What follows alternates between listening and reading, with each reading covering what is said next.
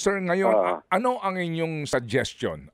Kung kayo po ang tatanungin po lamang, ano po ang inyong suggestion sa adhikain po ng MMDA basically po na bawasan yung volume ng gagamit ng sa EDSA? I-apply nila ng sectional lang. Mm.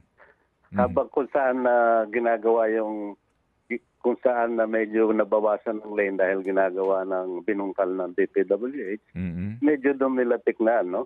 Mm-mm. Ang pinakatingin kong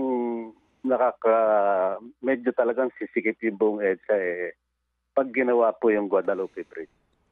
Okay. So, sectional din po yung implementasyon ng Unified Vehicular Volume Reduction Scheme o ad-even? Same. Yung Paano?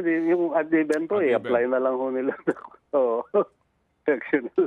Pero kailangan may mga signboard yun at least. Yung confusion malilimita. Okay. Kinakailangan may mga corresponding po na notisya sa publiko para klaro. Okay. Floating ho yan.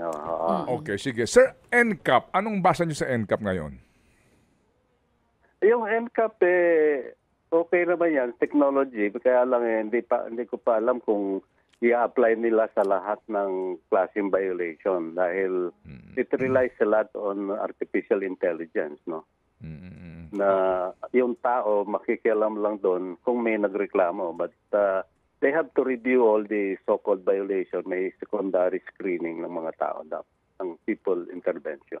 Opo. Expert. Pero, sir, hindi ba dito kinakailangan talaga competent yung agency na magpapatupad rito? Diba? I mean, yun ang challenge dito. Competent ba dito ngayon ang MMDA technologically and even administrative? I have doubts, no? Go ahead, sir.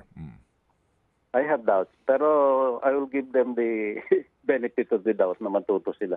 Kasi karamihan ng ganyang technology, yung decision ng pag-alert ng violation, automatic na dun sa software, sa computer. Ang tinatawag na may pagka-artificial intelligence or pattern recognition.